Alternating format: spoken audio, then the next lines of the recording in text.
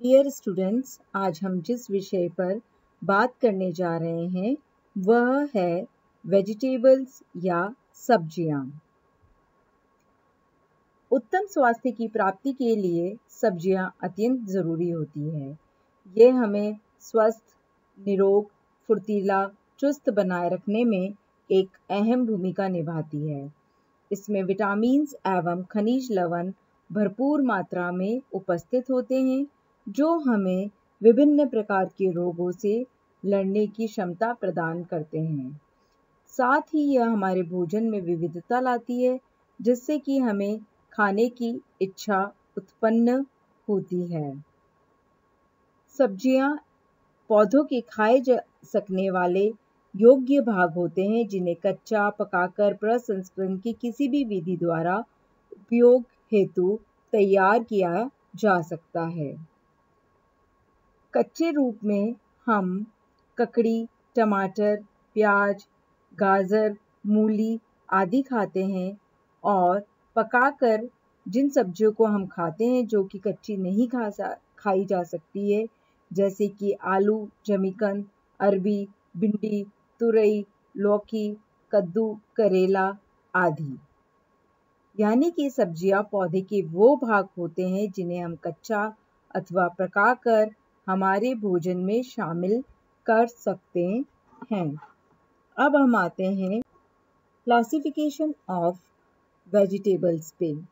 जब क्लासिफिकेशन या वर्गीकरण की हम बात करते हैं सब्जियों के, तो सबसे पहले जो वर्गीकरण किया गया है वो है पार्ट ऑफ प्लांट्स, कि प्लांट का वो कौन सा भाग होता है। दूसरा है वाटर कंटेंट, कि सब्जियों में किस परसेंटेज में पानी उपस्थित है। न्यूट्रिएंट्स या पोषक तत्व कौन से उपस्थित है, या पिगमेंट्स या वर्णक जो कि उन्हें रंग दे रहे हैं। तो सबसे पहले हम बात कर रहे हैं पार्ट ऑफ प्लांट्स।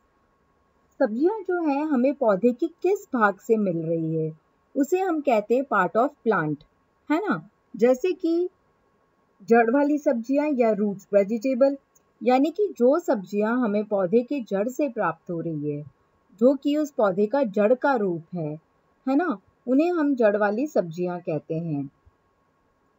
पौधा जो होता है अपनी जड़ों में स्टार्च के रूप में भोजन का संग्रहण करता है और यह सब्जियां का रूप ले लेता है, जैसे कि गाजर, मूली, शलजम, चुकंदर, घाट गोभी, अरबी आदि, है ना। इसी तरह से तने वाली सब्जियां जो है ऐसी सब्जियां जो कि हमें पौधे के तने से प्राप्त होती है। इसके अंतर्गत जो सब्जियां आती है जैसे प्याज, आलू, अरबी, जमीकंद, अदरक आदि तने वाली सब्जियां होती है। पत्ते वाली सब्जियां यानी जो पौधों की पत्तियां हैं और उसे हम खाने के काम में लेते हैं, उसे हम पौधे की पत्ते वाली सब्जियां कहते हैं। जैसे मेथी में मेथी के पत्ते काम में ले रहे हैं, पालक, बथुआ, चौलाई का साग, चने का साग, पत्ता गोभी, सरसों का साग, सहजन के पत्ते आदि। फिर आती है फूल, कली, डंठल वाली सब्जियां। इसमें फूल, कली, डंठल सब्जियों के रूप में उपयोग में लिए जाते हैं। जैसे सहजन के फूल होते हैं, कचनार के फूल होते हैं, कमल की डंठल होती है आदि। फिर आती हैं फल वाली सब्जियां। इस श्रेणी के अंतर्गत वे सब्जियां आती है जिनका फल सब्जियों के रूप में सेवन किया जाता है, जैसे कि करेला है, टिंडा है, भिंडी है, लौकी, तरोई, बैंगन, टमाटर आदि। लास्ट आती है बीज वाली सब्जियां। इसमें पौधे के जो बीज होते हैं उन्हें हम सब्जियों के रूप में उपयोग में लाते हैं, जैसे हरी सेमफली है, हरे मटर हैं, लोबिया हैं, चवला फली है आदि। सेकंड जो क्लासिफिकेशन है वो है वाटर कंटेंट के आधार पे। वाटर या जलांश के आधार पे जब हम वर्गीकरण देखते हैं तो कुछ ऐसी सब्जियां होती है जिसमें पानी का परसेंटेज बहुत ज़्यादा होता है, जो कि करीब 70% तक होता है। ऐसी सब्जियों को अधिक जलांश वाली सब्जियां कहा जाता है और ऐसी सब्जियों में खनिज लवण और विटामिन की प्रचुरता पाई जाती है परंतु कार्बोहाइड्रेट और प्रोटीन बहुत न्यून मात्रा में होते हैं, जैसे टमाटर, पालक, लौकी, ककड़ी, तुरई, बथुआ, चने की साग, टिंडे आदि सब्जियां। ठोस सब्जियां वो सब्जियां होती है जिसमें कि जलांश की मात्रा तो कम होती है, परंतु दूसरी चीज़ों की प्रधानता होती है, जैसे स्टार्च हो सकता है या थोड़ी मात्रा में प्रोटीन हो सकता है। खनिज लवण इनमें भी उपस्थित होता है, पर विटामिन बहुत कम मात्रा में पाया जाता है, जैसे कि हमारे आलू है ना, हरे मटर हैं, वो इसके अंतर्गत आते हैं। अब हम लेते हैं वर्णक तत्व के आधार पर जो वर्गीकरण किया गया है या रंगों के आधार पर जो वर्गीकरण किया गया है। सबसे पहले इसमें हम लेते हैं सफ़ेद सब्जियां या वाइट वेजिटेबल।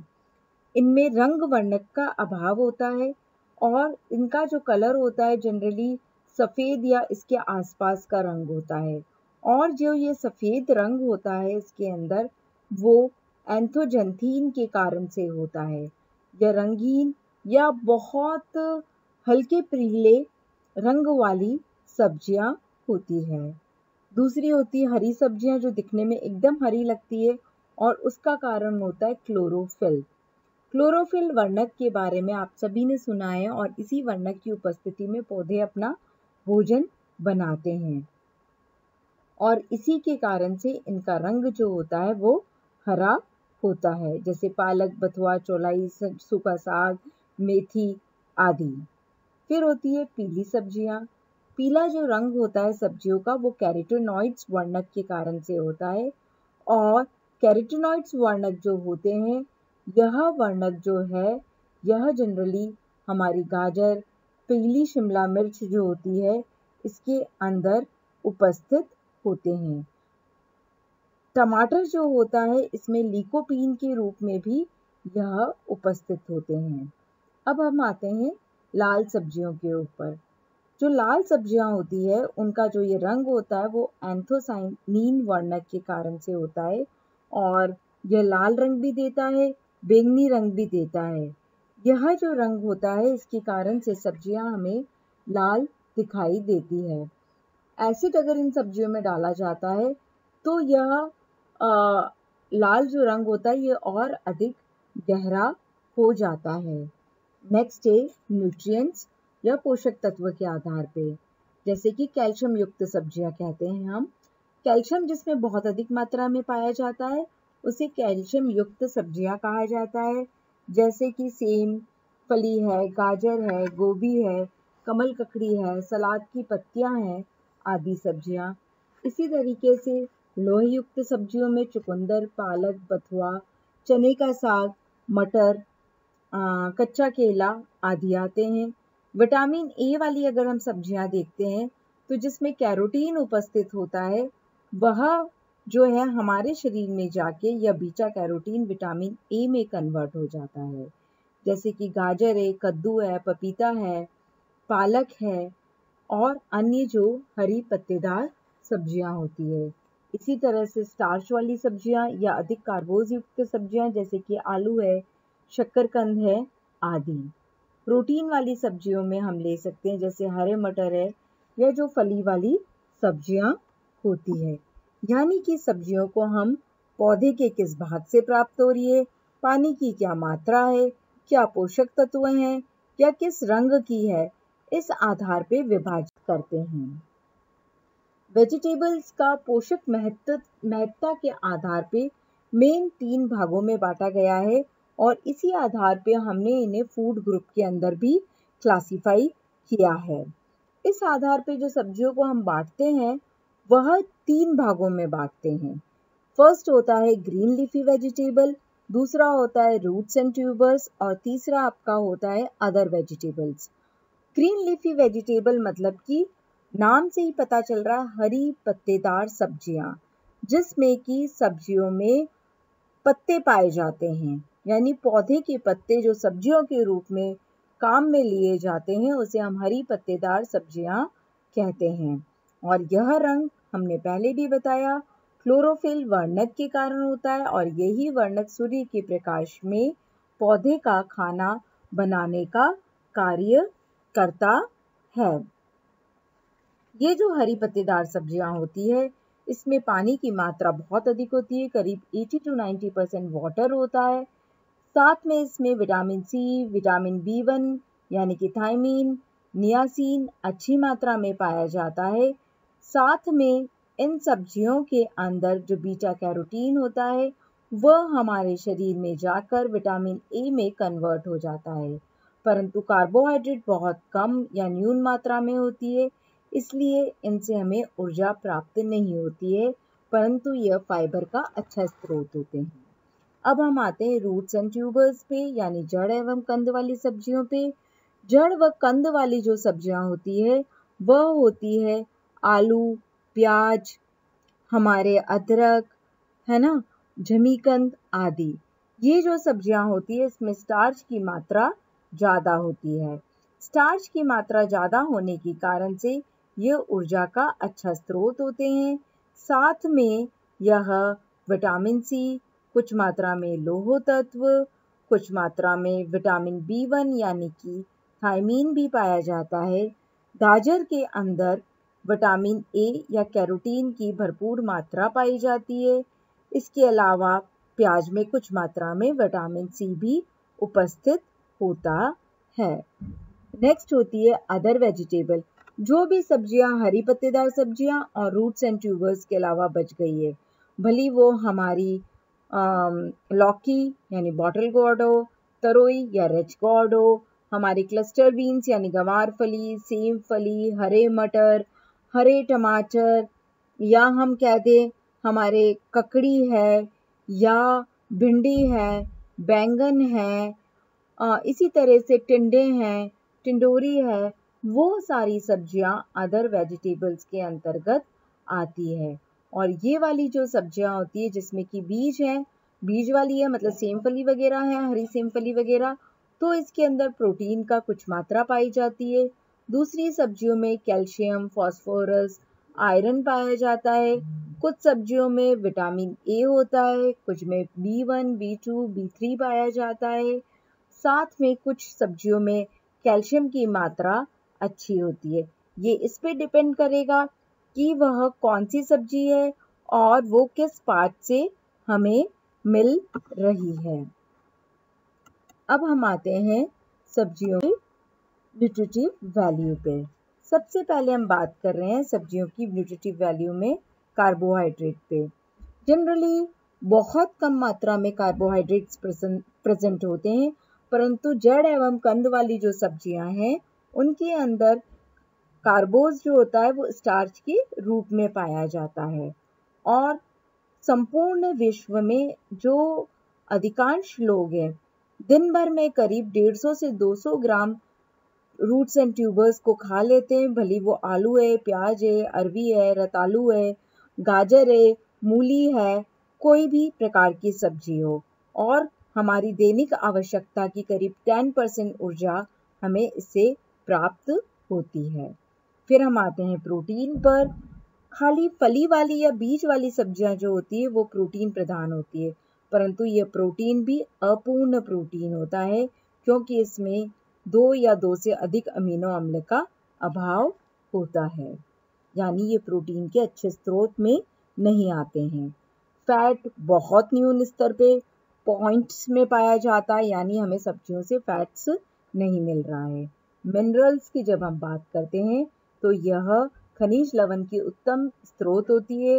हरी पत्तेदार सब्जियां आयरन व कैल्शियम से भरपूर होती है और दूसरी सब्जियों में सोडियम, पोटेशियम भी पाया जाता है। विटामिन्स की जब हम बात करते हैं तो इसमें विटामिन ए कैरोटीन के फॉर्म में, कुछ मात्रा में सी, बी समूह आदि पाए जाते हैं, परंतु विटामिन डी नहीं होता है। अब हम बात करते हैं वाटर की, तो यह इस बात पे डिपेंड करता है कि वह हरी पत्तेदार सब्जियां हैं, रूट्स एंड ट्यूबर्स है या अदर वेजिटेबल है। कार्बोहाइड्रेट में एक बात और आती है कि सब्जियों से हमें बहुत अच्छी मात्रा में फाइबर प्राप्त होता है। जनरली हरी पत्तेदार सब्जियों में बहुत अच्छी मात्रा में फाइबर होता है। साथ ही साथ ये जो सब्जियां होती है क्योंकि इसमें फाइबर बहुत अच्छा होता है, इसलिए यह हमारी आंतों के लिए या गट के लिए बहुत अच्छी होती है, उसको जो क्रमाकुंचन की गति होती है वो देने का कार्य करती है, जिससे कि हमारा फूड आगे की तरफ खिसकता है और कब्ज की बीमारी को दूर करता है। सब्जियां जो है हमें खरीदते समय कई सारी चीज़ें ध्यान रखनी चाहिए कि सब्जियां ताज़ी होनी चाहिए, यह सब्जियां फ्रेश दिखनी चाहिए। साथ में सब्जियां को जब हम खरीदते हैं तो यह विशेष बात का ध्यान रखना चाहिए कि वह दृढ़ दृढ़ है या नहीं, कड़ी है या नहीं, ठोस है या नहीं, है ना। उसमें से जैसे आलू प्याज है तो अंकुर तो नहीं निकल रहे हैं, उस पे कीड़े तो नहीं निकल रहे हैं, वो कहीं से खराब तो नहीं हो रही है।